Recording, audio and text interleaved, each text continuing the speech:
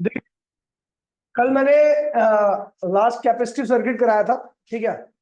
Capacitive circuit में दोबारा से मैं कैपेसिटिव सर्किट को जल्दी से कराता हूँ। Capacity circuit. ठीक है। रेजिस्टिव तो आसान था, कैपेसिटिव भी आसान ही है। ठीक है। कैपेसिटिव सर्किट में सबसे पहले क्या आएगा? Circuit diagram. Circuit diagram. और आपको याद होगा सर्किट कैपेसिटर का सिंबल ये होता है, और ये लगा दिया आपने ऑल्टरनेटिंग करंट। ठीक है। दूसरा आएगा आपका अप्लाइड ईएमएफ। क्या आएगा? Applied EMF.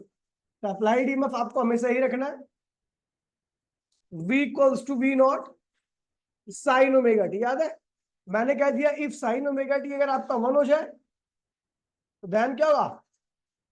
V क्या हो जाएगा? V नॉट के बराबर होगा। और V नॉट क्या होता है? मैक्सिमम वैल्यू होता है। साइन की वैल्यू या कॉस की वैल्यू जब भी 1 होगी तो वो चीज क्या होगी? मैक्सिमम हो जाएगी। ठीक है। आगे करते हुए सेकंड थर्ड।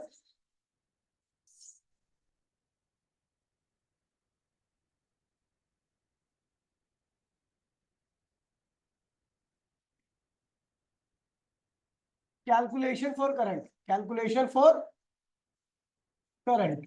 करंट के लिए कैलकुलेशन करने आ रहे हैं। मान लीजिए किसी इंस्टेंट पर इसके अंदर जो चार्ज था वो कितना स्टोर हुआ? क्यों? यहां से करंट क्या था? आई। इसको स्टोर होने में जो टाइम लगा वो कितना लगा? dt। ठीक है। तो देन करंट क्या होगा? dq अपॉन में dt। q क्या होता है? cv के बराबर होता है। c क्या है? कैपेसिटेंस है। और v क्या है? उस चार्ज की वजह से जो पोटेंशियल डिफरेंस आया हुआ है। तो i इक्वल्स टू में d अपॉन में dt और c v की v ऐसी लिख दीजिए। i इक्वल्स टू में c क्या है? कांस्टेंट है, बाहर निकाल दीजिए। dv v की वैल्यू क्या होगी? v naught sine omega T upon में क्या हो गया? dt। तो आई क्या हो जाएगा आपका? c। और v नॉट बाहर आ गया। साइन का क्या होता है? Differentiation cos omega T. आपको पता है ओमेगा यहाँ पर फालतू है तो ओमेगा टी मल्टीप्लाई कर दीजिए। तो आई क्या हुआ? c v not omega cos omega T. ये हो गया। मैंने कह दिया इफ कॉस ओमेगा टी की वैल्यू क्या हो जाए? आपकी 1 हो जाए तो देन क्या हो जाएगा आपका? जैसे ही ये 1 हो जाएगा तो करंट कहाँ पहुंच जाएगा? अपनी मैक्सिमम वैल्यू पे। और उसकी वैल्यू क्या होगी? सी वी नॉट ओमेगा। ठीक है। आप उधर आ जाओ सॉरी।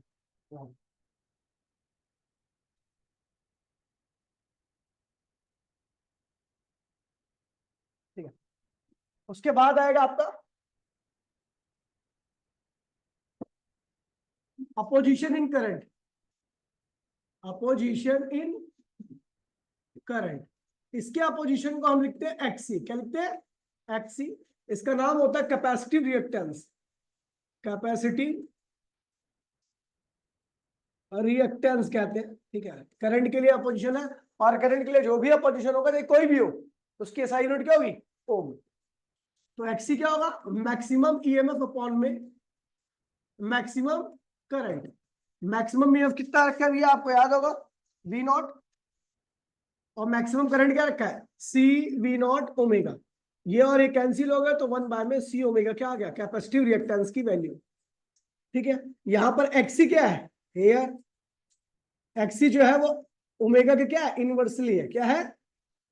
अगर मैं बात करूं फॉर एसी, एसी ओमेगा की वैल्यू क्या होती है? काफी ज्यादा होती है 0 से। देन एक्सी क्या हो जाएगा? स्मॉल हो जाएगा। यानी opposition for AC, opposition for AC क्या होगा? अपोजिशन फॉर ऑल्टरनेटिंग करंट क्या होगा? स्मॉल होगा ना। अब देखो ना, अगर आपका ओमेगा एसी का ओमेगा काफी ज्यादा होता है तो उसकी अपोजिशन क्या होगी? बहुत छोटी होगी। तो हम एक्सी है क्या? अपोजिशन किसके लिए? करंट के लिए। तो वही लिखा अपोजिशन फॉर करंट क्या होगी? बहुत छोटी रहेगी। So it allow AC current. ठीक है। और ये स्टोर नहीं करता। और ये ऑल्टरनेटिंग करंट को, और ये ऑल्टरनेटिंग करंट को अपने अंदर, अपने अंदर स्टोर नहीं करता, नहीं करता। ठीक है भैया, दोबारा मैं बोल रहा हूँ, एसी का जो ओमेगा होता है काफी ज्यादा होता है, इसलिए उसका एक्सी जो है ओमेगा के इनवर्सली होता है। यानी एसी के लिए बहुत कम अपोजिशन क्रिएट करता है। अगर कम अपोजिशन क्रिएट करेगा तो इसके अंदर एसी रुकेगा नहीं, क्या करेगा, फ्लो कर जाएगा। ठीक है, आपके पंखे में बिल्कुल थोड़ा सा चार्ज स्टोर होता है जो कंडेंसर लगा होता है, समझ गए, वो वही चार्ज को एक्सट्रैक्ट करता है जो डीसी है, जो उसके अंदर चार्ज स्टोर होता है ना। आपने देखा होगा कंडेंसर निकाला होगा, कंडेंसर की दोनों वायर को आपने जोड़ा होगा तो शॉर्ट करता है। शॉर्ट जो कर रहा है ना वो एक्चुअल में एसी में कुछ पार्ट होता है डीसी का, उसको एक्सट्रैक्ट किया जाता है, निकाला जाता है। तो क्योंकि जो ये सप्लाई आती है ना उसमें कुछ डीसी नेचर भी होता है, तो उस डीसी नेचर को हटाने के लिए हम क्या करते हैं, कैपेसिटर लगाते हैं। कैपेसिटर उस डीसी को क्या करता है, खींच लेता है, और एसी को क्या करता है, अलाउ करता है। उसी की वजह से हमारा पंखा क्या होता है, लगातार चलता रहता है। समझ गए। चलो फिर बात करते हैं फॉर डीसी। अगर मैं फॉर डीसी की बात करूं तो डीसी का ओमेगा क्या होता है, 0। देन एक्सी क्या होगा, 1 बाय में सी 0, तो क्या होगा, इनफाइनाइट। तो इसका अपोजिशन क्या होगा, so opposition for, so opposition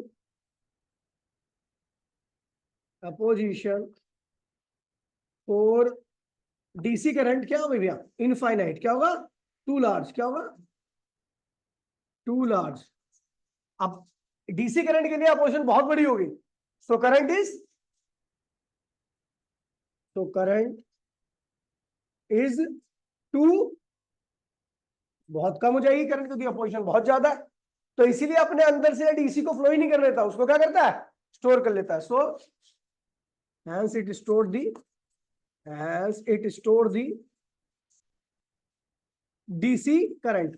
आपने देखा होगा कैपेसिटर को जब भी आपको चार्ज करना था तो आप बैटरी लगाते थे। बैटरी क्यों लगाते थे, क्योंकि बैटरी कौन सा करंट देती है, डीसी करंट देती है। क्या देती है, उसको स्टोर कर लेता था। और आपको पता कैपेसिटर और बैटरी वाला जो कॉम्बिनेशन था वो किसमें आता था, इलेक्ट्रोस्टैटिक्स में। किसमें आता था, मतलब वहां पर इलेक्ट्रिसिटी नहीं है। इलेक्ट्रिसिटी जब आती है जब चार्ज फ्लो कर पाता है, लेकिन कैपेसिटर के अंदर चार्ज फ्लो नहीं कर पाता क्योंकि उसका पोजीशन क्या है, डीसी के लिए बहुत ज्यादा है। ठीक है, अब आगे बढ़ते हैं। ठीक है, उसके बाद आपने अपोजिशन देख लिया। अपोजिशन एसी का क्या होता है, एक्सी होता है। क्या होता है, एक्सी। ठीक है, तो पोटेंशियल डिफरेंस अगर निकालना हो, potential difference, potential difference across AC, sorry capacitor, capacitor के ऊपर अगर आपको पोटेंशियल डिफरेंस निकालना हो तो क्या होगा, opposition of capacitor, of capacitor into में करंट थ्रू कैपेसिटर। अगर आपको करंट पोटेंशियल निकालना है कैपेसिटर के ऊपर, ठीक है भैया, तो ये ध्यान रखना अपोजिशन को किससे मल्टीप्लाई करना है, करंट से। जैसे आप रेजिस्टेंस में अगर पोटेंशियल निकालते थे तो कैसे निकालते थे, आई आर। आई क्या है, करंट है, और आर क्या है, रेजिस्टेंस का अपोजिशन है, रेजिस्टेंस का। आगे बढ़ते हैं। ठीक है, अगर मैं बात करूं फेज डिफरेंस, फेज, चलो खैर फेज डिफरेंस तो इसमें कंबाइन कर दूंगा। वेव डायग्राम, वेव डायग्राम, तो आपने देखा भैया वेव डायग्राम कैसे खींचेगा। तो ईएमएफ क्या था, v इक्वल्स में V naught sine omega T. यानी आपका जो ईएमएफ पोटेंशियल खींचेगा वो साइन ग्राफ खींचेगा। एंड करंट क्या था, आई इक्वल्स टू में क्या था, C V naught omega cos omega T. ये था, ये करंट था, ये पोटेंशियल था। अगर मैं यहीं पर ग्राफ खींचूं पोटेंशियल का, तो भैया पोटेंशियल कुछ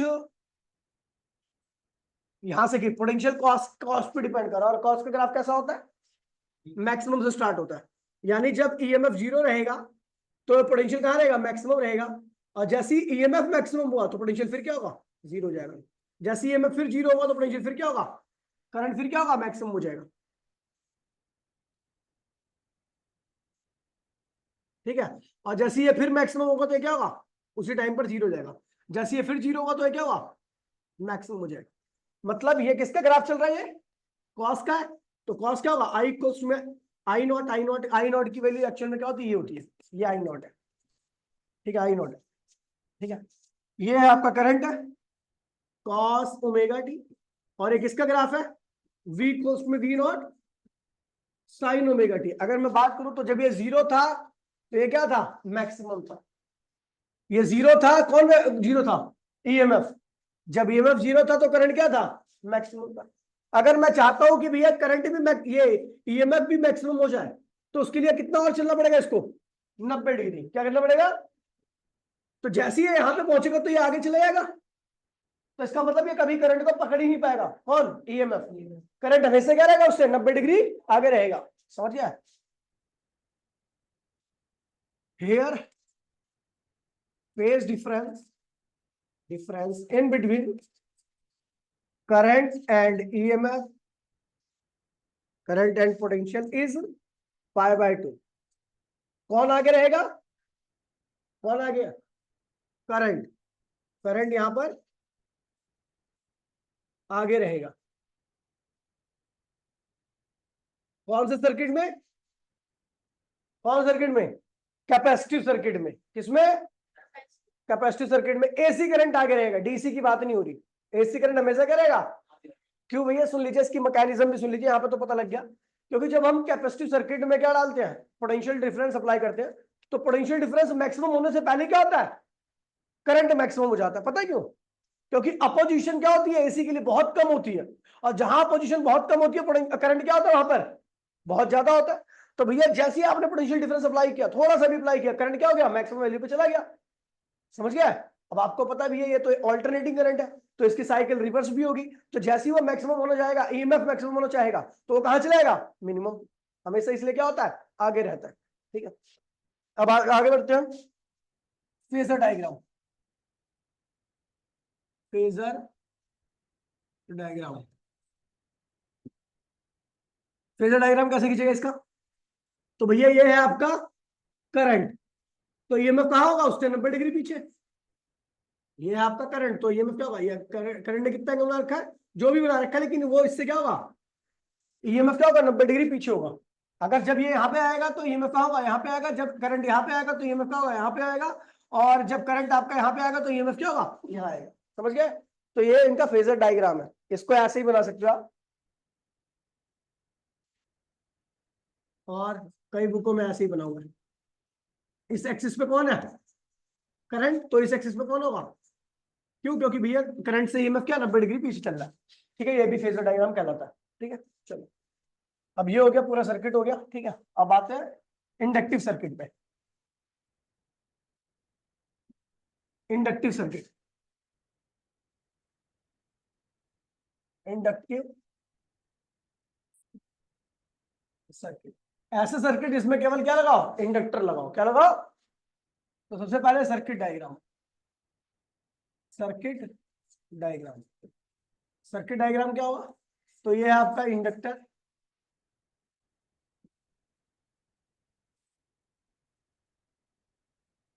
ठीक है। इंडक्टर की वैल्यू कितनी है, एल है। सोलिनॉइड ही है, इंडक्टर में सोलिनॉइड होता है। ठीक है, अप्लाइड ईएमएफ क्या होगा, अप्लाइड ईएमएफ क्या होगा, V equals to V naught. ये हमेशा आप अप्लाइड ईएमएफ में ही दोगे। ठीक है भैया, इफ साइन ओमेगा टी क्या हो जाए, 1 हो जाए, तो पोटेंशियल क्या हो जाएगा, मैक्सिमम, और उसकी वैल्यू क्या आएगी, वी नॉट के बराबर आएगी। अब तीसरा यहां पर थोड़ा सा आपके लिए थोड़ा सा हार्ड होगा, sorry, calculation for current, calculation for current, current के लिए कैलकुलेशन करने जा रहे हैं। ठीक है, तो भैया आपको बता दूं कि करंट आपको पता है विनो, मैंने मान लिया कि ये जो करंट जा रहा है वो कैसा नेचर का, वेरिएबल नेचर का, एसी करंट है। तो उसके थ्रू जो मैग्नेटिक फील्ड होगी, यहां पर जो मैग्नेटिक फील्ड बनेगी वो भी क्या होगी, वेरिएबल नेचर की होगी, याद है। और वेरिएबल नेचर से इसका फ्लक्स क्या होगा, वो भी क्या होगा, वेरिएबल होगा। ठीक है, और उस वेरिएबल फ्लक्स को अपोज करने के लिए कौन आएगा, इंड्यूस्ड ईएमएफ आएगा। क्या आएगा, इंड्यूस्ड ईएमएफ। तो फ्लक्स एट एनी इंस्टेंट, इसके थ्रू किसी भी इंस्टेंट पर जो फ्लक्स हुआ वो क्या हुआ, एल आई के बराबर हुआ। एल क्या है इसका, सेल्फ इंडक्टेंस, आई क्या उस इंस्टेंट पर करंट। तो we know flux link through the coil, through the coil at any instant, at any instant, किसी भी इंस्टेंट पर जो कॉइल से फ्लक्स लिंक हुआ क्या हुआ, एल आई हुआ, बोलो हाँ। एल कांस्टेंट वैल्यू है, आई वेरिएबल वैल्यू है, तो आई क्या है, उस इंस्टेंट का करंट है। According to law of Faraday क्या कहता है भैया, ईएमएफ क्या होता है, माइनस डी फाई अपॉन में डी टी। ई क्या होगा, माइनस डी अपॉन में डी टी। फाई की वैल्यू क्या रखी है। अच्छा एल और आई में कांस्टेंट कौन है, तो एल कांस्टेंट है, आई वेरिएबल है। तो हमने क्या कर दिया, बाहर निकाल दिया इसकी वैल्यू को। तो डी आपको क्या करंट निकालना, ध्यान रखना, एल बाहर निकाल दिया, आई अपॉन में डी टी हो गया। अच्छा इस वेरिएबल फ्लक्स को अपोज करने के लिए एक इंड्यूस्ड ईएमएफ आएगा, क्या आएगा, तो हेयर ईएमएफ की जो आएगा इंड्यूस्ड ईएमएफ आएगा, वो क्या होगा, इस अप्लाइड ईएमएफ के अप्लाइड ईएमएफ आपका इतना है, तो वी कर दो यार, बार बार वही लिख रहा हूं, आदत होगी लिखने की। v equals to minus d phi upon में डी टी। फाई की वैल्यू क्या होगी, एल आई है ना, वो लिखा। तो v इक्वल्स टू क्या होगा, माइनस आई बाहर निकाल दिया, डी एल डी अपॉन में डी टी हो गया। अच्छा यहां पर जो v है ये क्या है, इंड्यूस्ड ईएमएफ है, ये क्या है, तो इंड्यूस्ड ईएमएफ क्या होगा, minus V naught sine omega t के बराबर होगा अप्लाइड ईएमएफ के अपोजिट। क्या होगा, देखिए यहां पर माइनस लगा रखा है ना, तो देखिए इंड्यूस ईएमएफ हमेशा अप्लाइड ईएमएफ के कहा गया अपोज करता है, क्या करता है, अपोज करेगा ताकि उसकी वैल्यू को कम कर दे। उसकी वैल्यू कम होगी तो करंट कम हो जाएगा, वो करंट कम होगा तो फ्लक्स कम हो जाएगा, क्योंकि फ्लक्स क्या हो रहा था, बढ़ रहा था। उसको कम करने का प्रयास करता है, उसको चेंज को अपोज करने का प्रयास करता है, यही करता है ना। तो इसीलिए हमने क्या किया, अपोजिट लगा दिया। तो देन वी की जगह पे क्या आएगा, minus V naught sine omega t. Minus sine यही बता रहा है कि अपोजिंग नेचर का, ताकि ये बढ़ते हुए फ्लक्स को क्या कर सके भैया, रोक सके। माइनस से माइनस क्या हुआ, कैंसिल हो गया। आपको निकालना क्या है, अरे यार ये उल्टा नहीं लिया, देखिए अब बोला भी नहीं तुम लोगों ने यार। ये क्या होगा, v इक्वल्स टू में एल बाहर आएगा, माइनस एल बाहर आएगा, डी आई अपॉन में क्या होगा, डी टी हो जाएगा। v की वैल्यू क्या होगी, minus V naught sine omega t, है ना, अपोजिंग नेचर का। ये बढ़ते हुए फ्लक्स को क्या करता है, बढ़ते हुए जो करंट बढ़ रहा है इसका, जो रेट पॉजिटिव आ रहा है स्टार्टिंग में, उसको क्या करता है, ये आके अपोज करता है। ठीक है, तो इसको v की वैल्यू क्या होगी, V naught sine omega t minus L d I upon में क्या हो गया, डी टी। माइनस से माइनस क्या हुआ, कैंसिल हो गया। आपको निकालना क्या है, आई निकालना है, तो डी आई क्या होगा, देखिए क्रॉस मल्टीप्लीकेशन कर दीजिए, तो इस डी टी की मल्टीप्लाई इसमें होगी, तो क्या होगा, V naught sine omega t d t. और ये एल इधर की साइड लाओगे तो क्या होगा, ये नीचे आ गया, कोई दिक्कत तो नहीं है, समझ गए। क्रॉस मल्टीप्लीकेशन का, और एल को दूसरी साइड में लाएगा, एल को दूसरी साइड में लाएंगे तो वो वी नॉट के नीचे आ जाएगा। ठीक है, अब देखिए, तो आपको निकालना क्या है, आई निकालना है। तो टोटल करंट क्या होगा, टोटल करंट क्या होगा, करंट की वैल्यू क्या होगी, इसको इंटीग्रेट करो डी आई को, और यहाँ पर वी नॉट अपॉन में एल क्या है, कांस्टेंट है, बाहर निकाल दो। अंदर क्या होगा, sign omega t d T. ठीक है भाई, अब ये डी आई का इंटीग्रेशन क्या होता है, आई होता है।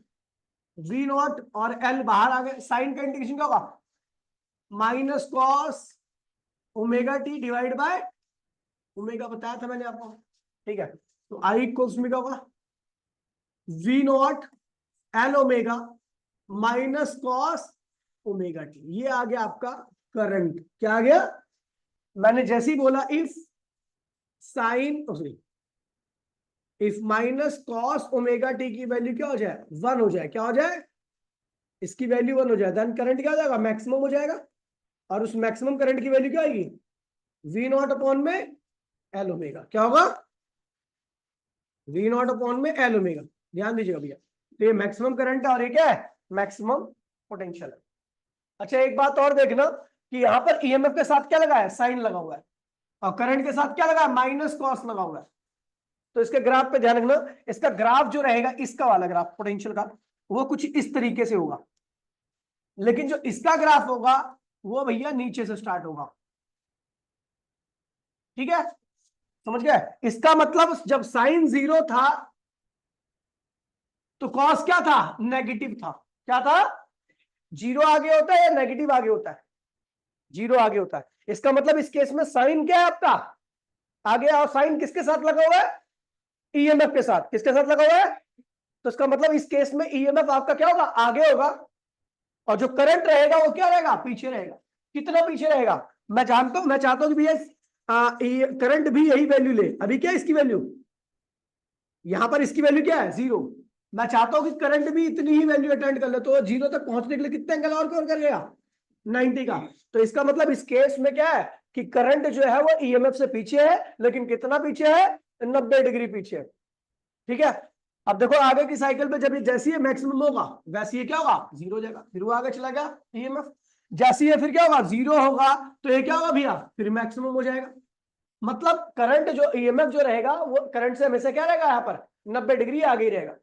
अगर देखिए 90 डिग्री का फेज जानना है दोबारा से, तो मैं दोबारा रिपीट कर दे रहा हूं। जब ये 0 था, ध्यान दीजिएगा, 0 कहां पे था, इस वाले पॉइंट पर था। तो इस वाले पॉइंट पर, इस टाइम पर, ये टाइम है, ठीक है, यहाँ पर टाइम 0 होता है, यहाँ पर टाइम 0 है, तो उसी टाइम 0 पर करंट क्या है, नेगेटिव है। करंट क्या है, ठीक है भैया। अगर मैं चाहता हूं कि करंट भी पॉजिटिव हो जाए, करंट भी 0 हो जाए, ईएमएफ 0 ना इस टाइम पर, लेकिन ये तो नेगेटिव है। मैं चाहता हूं कि भैया करंट भी क्या हो जाए, 0 हो जाए, तो करंट को अभी कितना फेज चलना पड़ेगा, 90 का। क्या करना पड़ेगा, यानी करंट को भी अगर 0 होना है तो उसको 90 डिग्री और चलना पड़ेगा। इसका मतलब ईएमएफ करंट से 90 डिग्री क्या चल रहा है, आगे चल रहा है। वही वैल्यू अटेंड करने के लिए जो पहले से ईएमएफ अटेंड कर चुका है, उसी को अगर करंट अटेंड करना चाहता है तो उसको 90 डिग्री और आगे जाना पड़ेगा।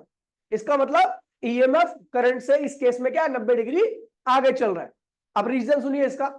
जब मैं उसके अंदर क्या करते हैं, ऑल्टरनेटिंग करंट अप्लाई करता हूं, किसके अंदर, इंडक्टिव सर्किट के अंदर, तो उस ऑल्टरनेटिंग करंट की वजह से अप्लाई कर दिया मैंने ईएमएफ अप्लाई कर दिया, इसकी वजह से इसका फ्लक्स क्या होगा, वेरी करने लगा।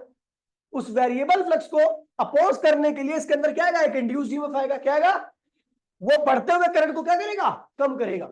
यानी ईएमएफ जब मैक्सिमम रहेगा तो अपोजिशन क्या रहेगी, देखिए ईएमएफ मैक्सिमम, तो यहां पर बनने वाली मैग्नेटिक फील्ड भी क्या होगी, maximum.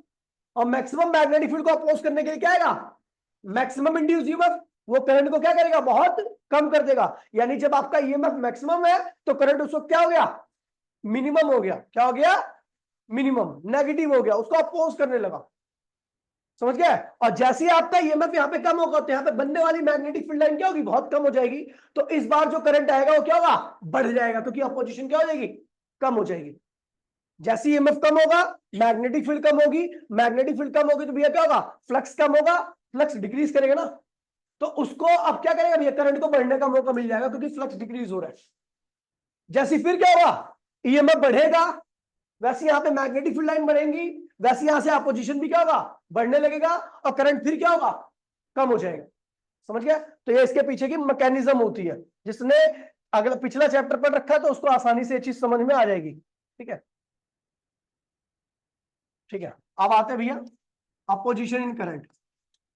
Opposition in current, current के लिए जो अपोजिशन होती है उसको हम लिखते हैं एक्सएल। क्या लिखते हैं, एक्सएल। वो क्या होता है, मैक्सिमम पोटेंशियल अपॉन में मैक्सिमम करंट।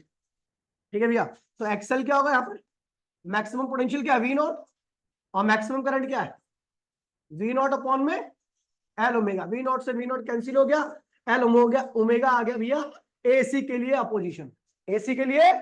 और आप देख रहे हो भैया यहां पर एल ओमेगा जो है अपोजिशन, एक्सएल जो है opposition of current in inductive circuit जो है वो ओमेगा के डायरेक्टली आ रहा है। क्यों, देखिए भैया ओमेगा ज्यादा होने का मतलब है कि एसी साइकिल में अंदर वेरिएशन क्या आ रही है, ज्यादा आ रही है। जब एसी करंट ज्यादा वेरी करेगा तो फ्लक्स भी क्या करेगा, ज्यादा वेरी करेगा, और ज्यादा वेरी फ्लक्स को अपोज करने के लिए इंड्यूस्ड ईएमएफ क्या होगा, ज्यादा आएगा, अपोजिशन क्या होगी, ज्यादा होगी ना, उस करंट को अपोज ज्यादा किया जाएगा। देखिए दोबारा बोल रहा हूं, अगर ओमेगा ज्यादा रहेगा तो इसका मतलब करंट में बहुत तेजी से वेरिएशन आ रही है। तेज वेरिएशन मतलब तेजी से मैग्नेटिक फील्ड भी चेंज होगी, तेजी से फ्लक्स भी चेंज होगा, और ज्यादा फ्लक्स के चेंज को कॉइल क्या करेगी, ज्यादा अपोज करेगी। इसलिए ऑल्टरनेटिंग करंट की फ्रीक्वेंसी ज्यादा होने से आपका क्या होता है, अपोजिशन क्या होता है, बढ़ जाता है। ठीक है, ओमेगा, यहां पर इसका रीजन लिख दूं, ओमेगा ज्यादा तो भैया मैग्नेटिक फील्ड क्या होगी, ओमेगा ज्यादा रहेगा तो मैग्नेटिक बढ़ेगी भी और घटेगी जल्दी। अच्छा करंट ज्यादा हो जाएगा, चलो करंट के अंदर वेरिएशन क्या होगा, करंट बढ़ेगा भी जल्दी और घटेगा भी जल्दी। करंट बढ़ेगा जल्दी घटेगा जल्दी तो मैग्नेटिक फील्ड भी बढ़ेगी घटेगी जल्दी, और ये बढ़ेगी बढ़ेगी घटेगी जल्दी तो भैया क्या होगा, फ्लक्स भी क्या होगा, बढ़ेगा घटेगा जल्दी। तो अपोजिशन क्या होगा, अपोजिशन भी क्या होगा,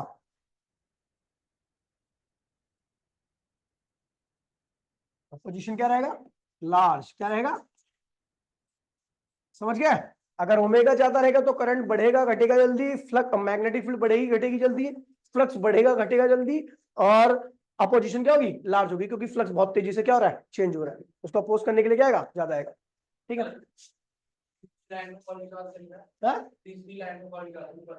कहाँ पे वीन, अबे तो यहाँ पे अभी तक है क्या, wheel of flux linked through the coil at any instant.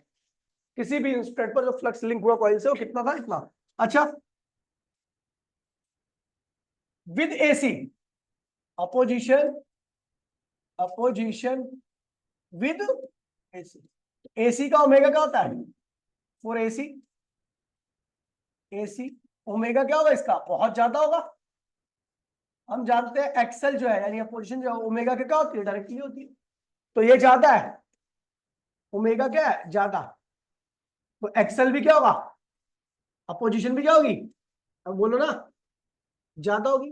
जब ज्यादा होगी तो भैया करंट क्या होगा, आई एसी क्या होगा, स्मॉल। क्या होगा, छोटा हो जाएगा। करंट क्या होगा, क्योंकि अगर ओमेगा ज्यादा होगा तो करंट के अंदर वेरिएशन ज्यादा, वेरिएशन ज्यादा, फ्लक्स ज्यादा तेजी से चेंज होगा, और उसको अपोज करने के लिए क्या होगा भैया, अपोजिशन क्या आएगी, ज्यादा आएगी, तो करंट की वैल्यू क्या हो जाएगी, कम हो जाएगी। ठीक है, करंट स्मॉल, उसकी वैल्यू छोटी कर देगा। ठीक है, so it block the DC, block the sorry AC. और अगर मैं बात करूं opposition with DC, with DC, अगर मैं डीसी की बात करूं तो डीसी के साथ क्या चक्कर है बताइए। डीसी का ओमेगा क्या होता है, फॉर डीसी ओमेगा क्या होगा, जीरो। डीसी ऑसिलेट नहीं करता तो उसका ओमेगा क्या होगा, जीरो। ओमेगा जीरो तो एक्सेल भी क्या होगा, जीरो। यानी no opposition for, no opposition for DC current, it allow DC current. ऐसा क्यों होता है भैया, क्यों डीसी के लिए अलाउ कर रहा, बता भाई, तू बता दे विक्रांत, बता, बात कर रहा है तो बता दे। हाँ, डीसी के लिए ओमेगा जीरो क्यों होता है, डीसी का ओमेगा जीरो होने की वजह से उसके अंदर वेरिएशन नहीं होगी, वेरिएशन नहीं होगी तो उसका करंट क्या रहेगा, कांस्टेंट। मैग्नेटिक फील्ड, फ्लक्स, और कांस्टेंट फ्लक्स को कॉइल का भी अपोज, इसलिए डीसी को कहती है भैया तू चल निकल यहाँ से, कोई दिक्कत नहीं करती। समझ गया, कर रहा साड़ा पढ़ाई, चुप रहा, जूते से मारूंगा बकवास करेगा जो। इसका ग्राफ होता है XL is directly equal to क्या होगा, ओमेगा। तो एक्सेल और ओमेगा के बीच का ग्राफ जो होता है, एक्सेल और ओमेगा के बीच का, वो इस तरीके से होता है। समझ गए, एक्सेल और ओमेगा ग्राफ क्या होगा, इस तरीके से होगा, क्योंकि डायरेक्टली ग्राफ भी आता है। अब आते हैं भैया phase diagram, wave diagram, wave diagram. अगर मैं वेव डायग्राम की बात करूं, ध्यान दीजिए भैया, तो वेव डायग्राम कुछ इस तरीके से खींचेगा। ये किसका होगा बताइए जरा मेरे को, साइन का। साइन किसके साथ लगा है, ईएमएफ के साथ लगा है। ठीक है, और अभी हमें पता करंट के साथ माइनस कॉस लगा था, तो ऐसे आएगा।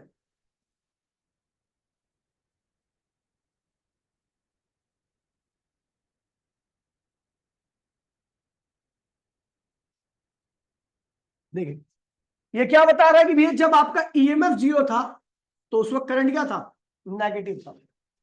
और जैसे ही करंट जीरो होने का, देखो अब ये चाहता है कि ये वाली वैल्यू को अगर इसको अटेंड करना करंट को, तो वो 90 डिग्री क्या हो जाए और चल। ठीक है, तो ये ध्यान रखना, इसका मतलब क्या है, ये आपका भैया क्या है, करंट है, और ये क्या है, ईएमएफ। तो here, here I leads EMF या potential, potential by, sorry I leads नहीं है, वी लीड्स है ना, वी लीड्स ईएमएफ या पोटेंशियल बाय पाई बाय 2। मतलब यहां पर करंट क्या होगा, पोटेंशियल से, पोटेंशियल बाहर, वही लिख दिया यार, क्या कर रहा हूं मैं, यहां पर पोटेंशियल जो होगा करंट से क्या होगा, bye pi by two, pi by two से आगे निकलेगा। तो फिर डिफरेंस क्या होगा करंट और पोटेंशियल के बीच में, पाई बाय टू। कौन आगे रहेगा, पोटेंशियल आगे रहेगा, और करंट क्या रहेगा इस केस में, पीछे रहेगा। ठीक है भैया। अब आते हैं भैया phasor diagram. Phasor diagram, phasor diagram कैसे निकलेगा, तो भैया इसका फेजर डायग्राम रहेगा, यहां पर किसको बनाऊं, ईएमएफ को, तो यहां पर सॉरी, यहां पर किसको बनाऊं, पोटेंशियल को, तो यहां पर बनाऊंगा करंट को, क्योंकि आपको पता है भैया पोटेंशियल यहां पर करंट से क्या 90 डिग्री आगे है। उल्टा ही बोल रही है, दिख नहीं रहा डायग्राम में कि पोटेंशियल करंट से क्या है, 90 डिग्री आगे है। समझ गया। अब potential across, potential across, across inductor, inductor के अक्रॉस में पोटेंशियल कैसे निकाला जाएगा, तो भैया वो निकाला जाएगा वीएल। वीएल क्या होगा, opposition of inductor, opposition of inductor into में करंट, इनटू में करंट। तो अपोजिशन इंडक्टर क्या होती है, एक्सएल, और करंट कितना है सर्किट में मान लीजिए आई, तो पोटेंशियल आ जाएगा ऐसे। पीछे वाले में भी आप ऐसे कर सकते हो। कहा गया भैया पोटेंशियल कहां निकाला मैंने, तो यानी क्या होगा एक्सी एक्स वीसी निकालना, वीसी निकालोगे क्या होगा, वीसी किसके बराबर आएगा, एक्सी इंटू में, क्योंकि जो कैपेसिटर का जो पोजीशन होता है उसको एक्सी कहते हैं, उसे कहते हैं कैपेसिटिव रिएक्टेंस। इसके पोजीशन को हम क्या कहेंगे, इंडक्टिव रिएक्टेंस। इसे क्या कहते हैं, inductive reactance, reactance. SI unit क्या होगी इसकी, क्योंकि अपोजिशन है तो इसकी एसआई यूनिट क्या होगी, क्या होगी,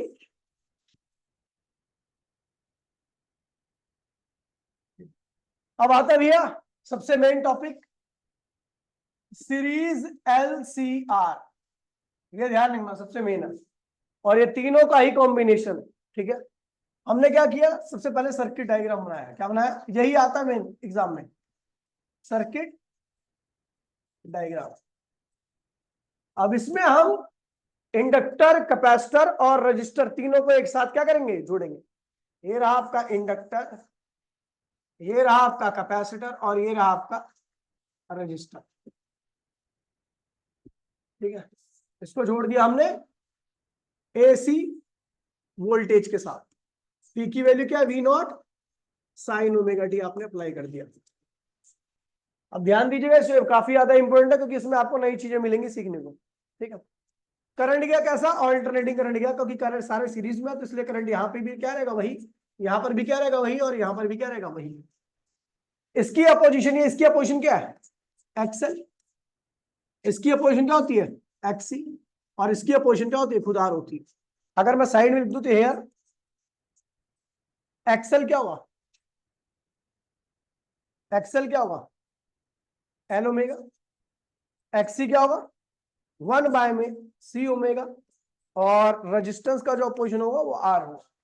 ठीक है, तो भैया इसके अक्रॉस में जो पोटेंशियल आया, इसके अक्रॉस में जो पोटेंशियल आएगा इंडक्टर के अक्रॉस में, अभी बताया था पोटेंशियल क्या होता है, अपोजिशन इनटू में करंट।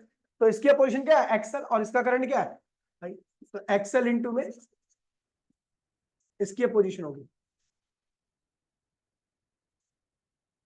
इसकी इसके अक्रॉस में पोटेंशियल क्या होगा, वीसी क्या होगा, एक्सी इंटू में आई, है ना, और इसके अक्रॉस में पोटेंशियल क्या होगा, आई यार सब जानते हो,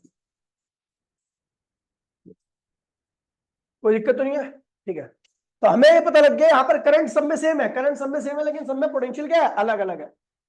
और आपको पता है कि इसके अंदर का जो पोटेंशियल होता है, किसके अंदर, इंडक्टर के अंदर का पोटेंशियल, वो करंट से 90 डिग्री क्या होता है, आगे चलता है।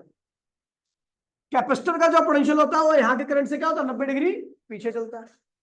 और रेजिस्टेंस का जो पोटेंशियल होता है वो करंट के साथ ही चलता है, सबसे पहले डायग्राम में बताया था मैंने। ठीक है, तो हमने क्या कर दिया, सर्किट डायग्राम सबका phasor diagram on, draw a common phasor diagram. Phasor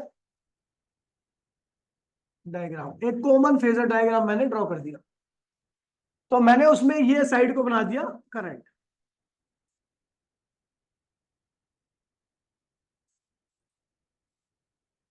current बना दिया। अच्छा, करंट के साथ किसका पोटेंशियल होगा? यार हद है, रेजिस्टेंस का वी आर। करंट से 90 डिग्री आगे किसका पोटेंशियल होगा? इंडक्टर का। किसका होगा? वीएल। और करंट से 90 डिग्री, देखिए 90 डिग्री आगे है, 90 डिग्री पीछे किसका होगा पोटेंशियल? कैपेसिटर का, वीसी। ये हो गया। इन तीनों का ही जो इस दोबारा यहाँ पे साइड बनाता हूं, इंडक्टर का पोटेंशियल क्या होगा? 90 डिग्री आगे होगा करंट से, और कैपेसिटर का जो पोटेंशियल होगा वो करंट से क्या होगा? 90 डिग्री पीछे होगा, वीसी है ना। और रेजिस्टेंस का दोनों क्या होंगे? करंट और पोटेंशियल दोनों एक ही डायरेक्शन में। ठीक है, फेजर डायग्राम ऐसी था। मैंने केस ले लिया if VL is greater then VC, ये दोनों एक दूसरे के अपोजिट है। अच्छा देखो, ये करंट से 90 डिग्री आगे है और ये करंट से 90 डिग्री पीछे है, तो ये वाला इससे कितना आगे होगा?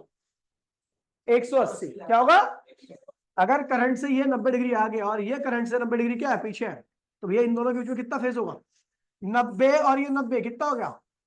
180 हो गया ना। 180 मतलब दोनों अपोजिट है। मैंने ये बोला भैया कि जब ये दोनों एक दूसरे के अपोजिट होंगे, और उसमें एक कैसा केस लिया कि VL यानी ये वाला पोटेंशियल क्या होगा? इससे ज्यादा होगा। अच्छा, VL ज्यादा क्यों हुआ? करंट तो दोनों पे सेम जा रहा ना, VC पे भी वही करंट है और VL पे भी वही करंट है, तो ज्यादा क्यों होगा? VL VC से ज्यादा क्यों होगा? तो अपोजिशन का सारा खेला हो जाता है। जिसकी अपोजिशन ज्यादा होगी उसका पोटेंशियल भी क्या होगा? ज्यादा होगा।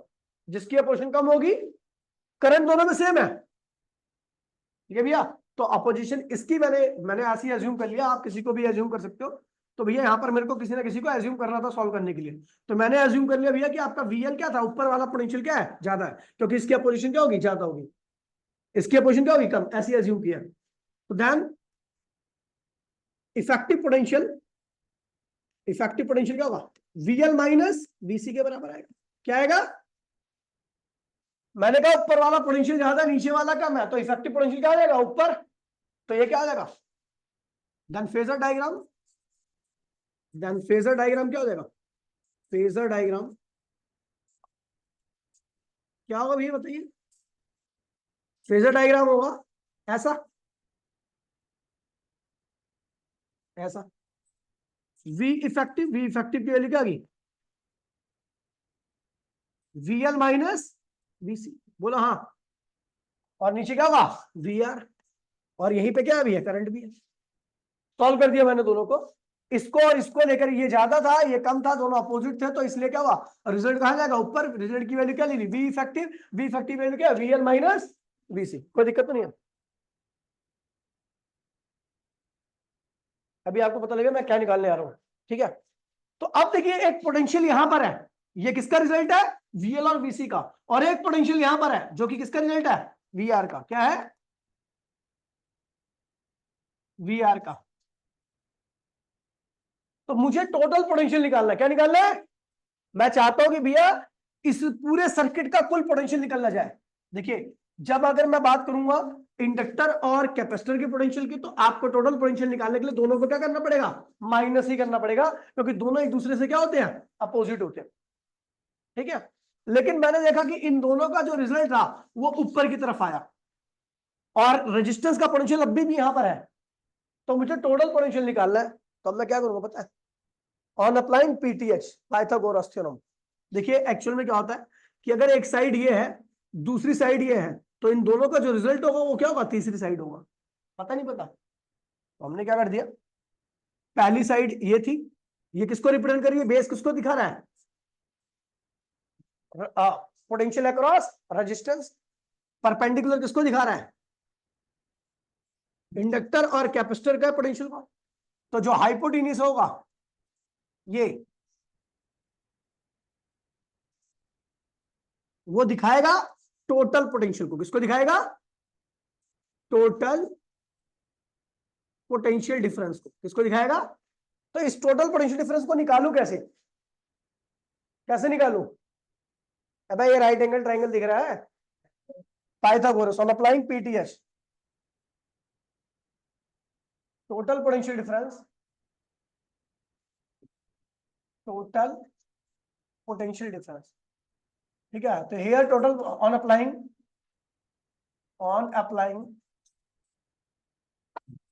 PTH, Pythagoras theorem. Pythagoras theorem apply करने पर हमें पता लग गया भैया कि हाइपोटेनियस जो होगा वो अंडर रूट परपेंडिकुलर और बेस के स्क्वायर के बराबर होता है। हाइपोटेनियस क्या है? यहाँ पर टोटल पोटेंशियल है। परपेंडिकुलर क्या है भैया? आपका VL माइनस VC का होल स्क्वायर, है ना। और जो बेस होगा वो किसके बराबर है? VR के। तो ये टोटल पोटेंशियल निकालने का फॉर्मूला आया किस केस में? LCR के केस में। किस केस में?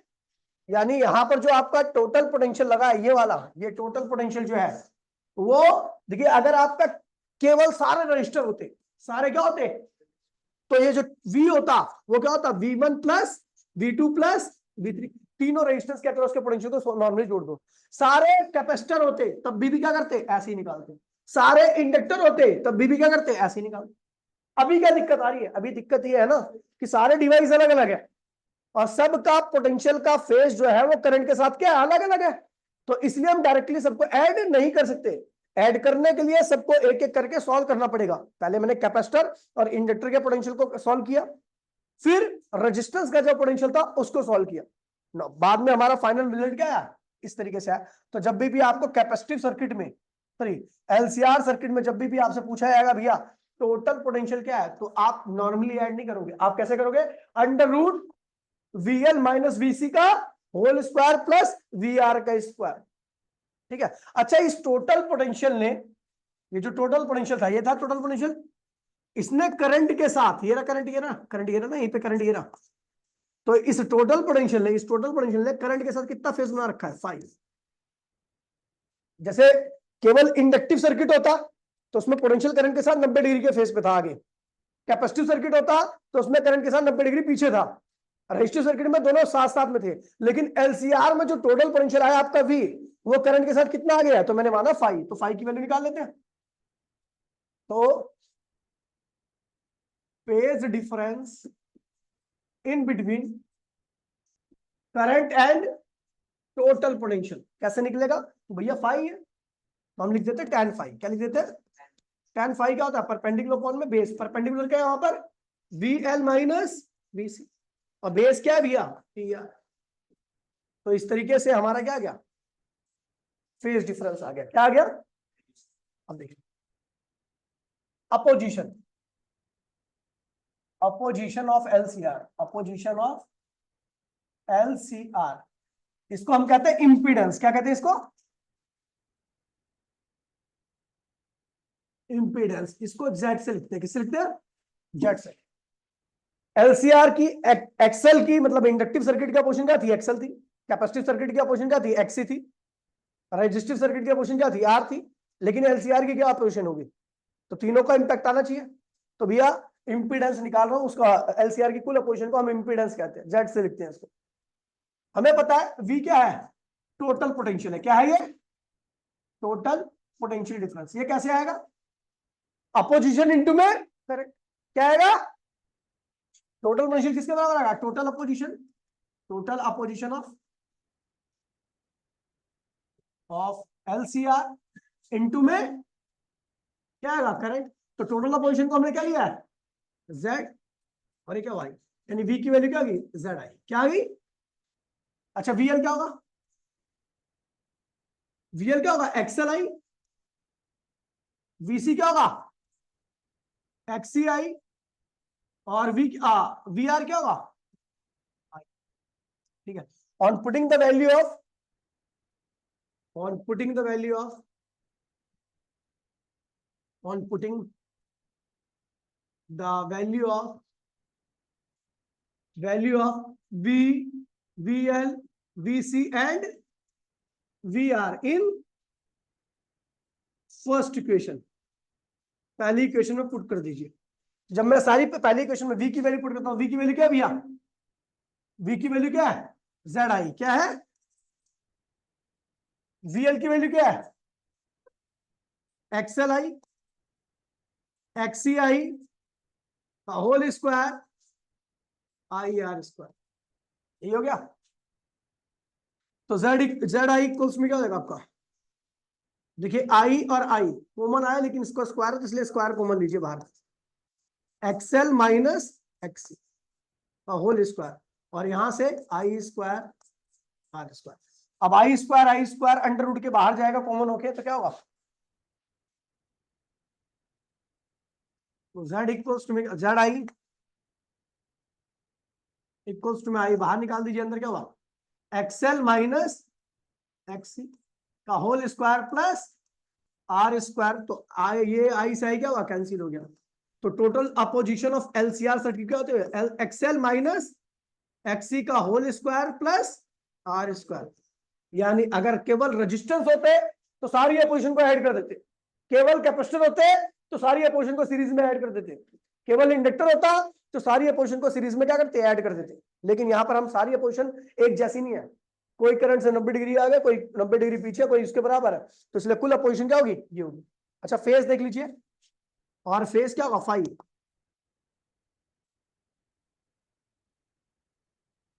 फेज क्या होगा tan फाई, वो क्या रखा है, वीएल माइनस वीसी अपॉन में क्या हुआ, वीआर, यही था ना। तो भैया वीएल की वैल्यू क्या रखी है भैया, आपको पता ही है वीएल क्या है, एक्सएल आई, वीसी क्या है एक्सी आई, और वीआर क्या है आई है। सारी वैल्यू को रखोगे तो आपका अपोजिशन की टर्म, अब फेज जो होगा अपोजिशन की टर्म में क्या आएगा, एक्सएल माइनस एक्सी अपॉन में वीआर। ठीक है भैया, अपोजिशन, टोटल अपोजिशन और फेज डिफरेंस इन टर्म्स, ये कौन सा फेज डिफरेंस है, करंट और टोटल पोटेंशियल के बीच का फेज डिफरेंस है, वो इस तरीके से आएगा। ठीक है, आता है इंपीडेंस ट्रायंगल, क्या आता है, इंपीडेंस ट्रायंगल, बहुत इंपॉर्टेंट टॉपिक है, जबड़े में मारो साढ़े का रफ्ता खींच के। इंपीडेंस ट्रायंगल tan फाइव, अब तो मेरे साथ हर्ष भी देगा, tan फाइव। अब देखिए ये क्या है एक्सएल, ये क्या है एक्सी, और ये क्या है आर। ये क्या था, परपेंडिकुलर, और ये क्या था, बेस। अब इसी को लेकर के मैं एक ट्रायंगल तैयार करता हूं,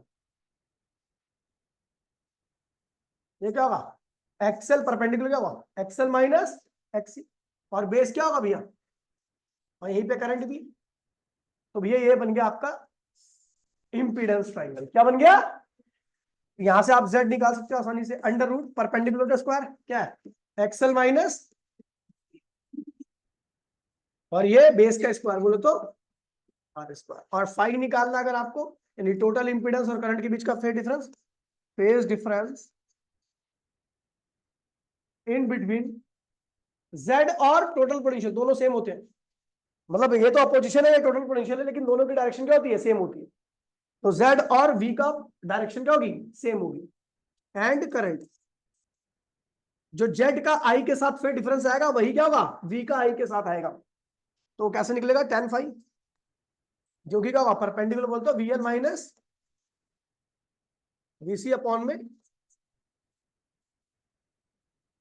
ठीक है, यह इंपीडेंस ट्रायंगल। ठीक है, तो देखिए मैंने कह दिया if XL XE is greater than XL,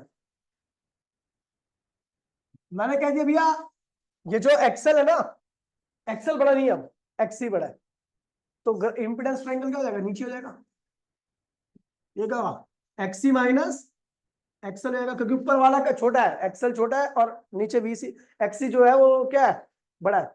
तो जो रिजल्ट होगा नीचे की तरफ आएगा, ये क्या वी आर है, और ये क्या है करंट।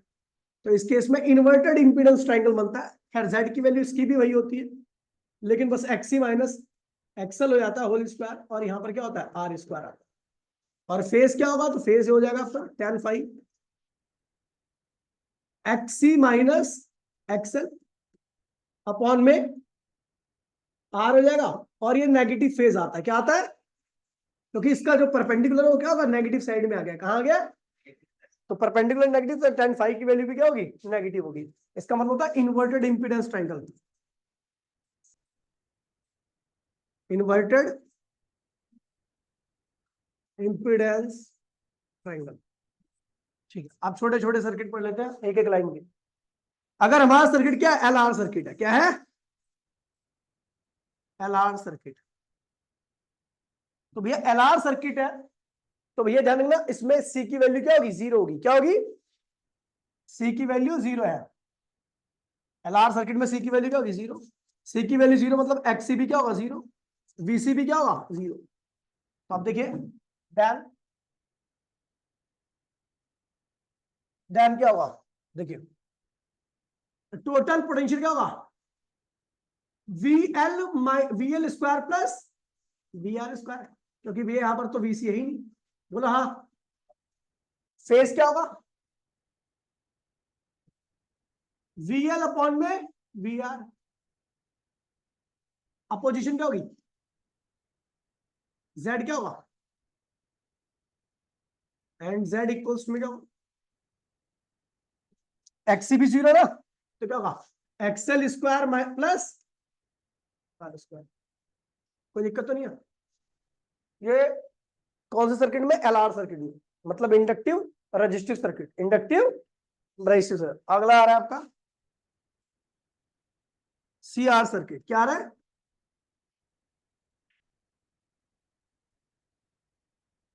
CR circuit. अगर मैं CR सर्किट की बात करूं तो इसमें भैया क्या होगा, L जीरो होगा, XL जीरो होगा, जीरो होगा, और VL भी क्या होगा, जीरो।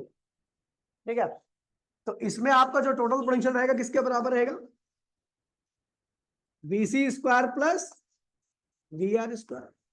ठीक है, tan फाइव की वैल्यू किसके बराबर होगी, माइनस VC अपॉन में VR, और माइनस तो आपको पता ही होगी भैया, एक्सल तो VL तो है ही नहीं, तो ट्राइंगल कैसा बनेगा, इन्वर्टेड, और इन्वर्टेड में जो फेस होता है क्या होता है, नेगेटिव होता है, बताया था आपको मैंने, ठीक। अच्छा, टोटल अपोजिशन क्या होगी, एंड जेड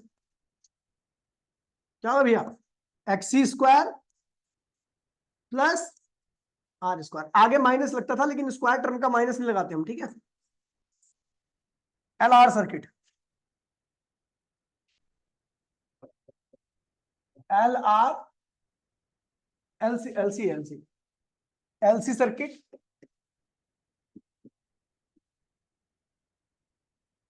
एक्चुअल में ये नॉट पॉसिबल होता है, क्या होता है, पॉसिबल है लेकिन फिर भी पता क्यों नहीं होता पॉसिबल, बताइए कोई, क्योंकि इस ब्रह्मांड में कोई ऐसा सर्किट है ही नहीं जिसका रेजिस्टेंस क्या हो, जीरो। मतलब ये LCR हो जाएगा, क्या हो जाएगा, कुछ ना कुछ तो रेजिस्टेंस रहेगा ना, तो इसलिए purely LC circuit not possible है, ठीक है।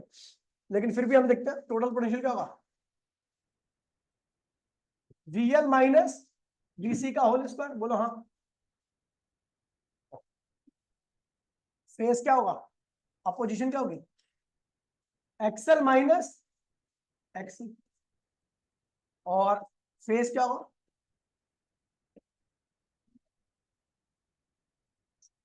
tan फाइव इक्वल्स टू में परपेंडिकुलर तो होगा इसमें, इसका स्क्वायर और रूट कैंसिल हो गया तो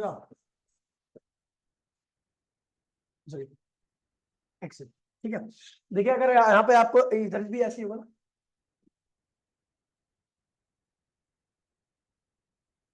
और वैसे भी आपको पहले ही पता है कि अगर इंडक्टर और कैपेसिटर के अक्रॉस में पोटेंशियल दे रखा है आपको, तो कुल पोटेंशियल क्या होगा, टोटल पोटेंशियल डिफरेंस के बराबर होगा। कैसे, क्योंकि आपको पता है इंडक्टर का पोटेंशियल 90 डिग्री आगे रहेगा करंट से, और वो क्या होगा 90 डिग्री पीछे, यानी इंडक्टर और कैपेसिटर के पोटेंशियल में डिफरेंस कितना होगा, 180 का। 180 में कुल पोटेंशियल क्या होता है, दोनों के डिफरेंस के बराबर होता है, ठीक है।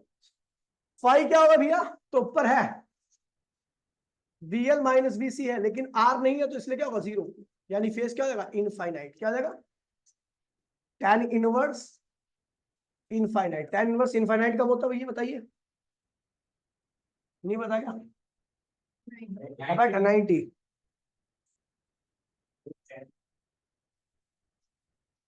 ठीक है भैया, ये होगा, ठीक है। ये और कुछ क्वेश्चंस है, ठीक है, अभी तो खैर क्वेश्चन नहीं करा रहा मैं, टाइम नहीं होगा इतना, ठीक है। बाकी बचे हुए जो क्वेश्चन ज्यादा नहीं है, निपटा दूंगा, बहुत आसान क्वेश्चन है, बस आप इसको दोबारा से रिकॉर्डिंग देख करके समझ लेना, ठीक है भैया। मैं बहुत स्लोली पढ़ाया मैंने आज, ठीक है। मिलते हैं और कल काम देखूंगा परसों क्लास में।